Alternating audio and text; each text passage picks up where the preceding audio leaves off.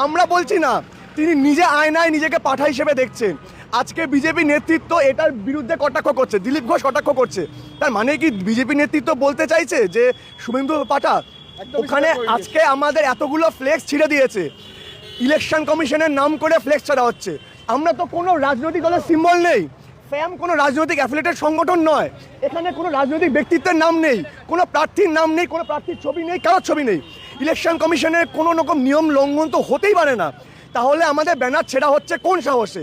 তার মানে কি ইলেকশন কমিশনও বলছে পাঠা মানেই শুভেন্দু, এলাকার সব মানুষ তো বলছে যে পাঠা বলি মানে শুভেন্দু বলি হবে।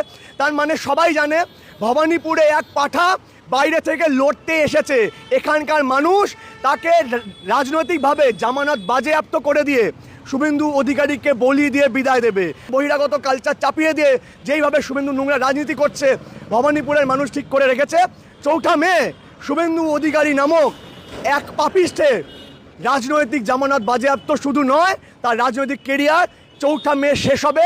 এই রাজনৈতিকভাবে ভবানীপুরে পাঠা বলি দিয়ে মা কালীর চরণে আমরা পাঠা বলি দিয়ে শুভেন্দুর রাজনৈতিক কেরিয়ারের হত্যা করব।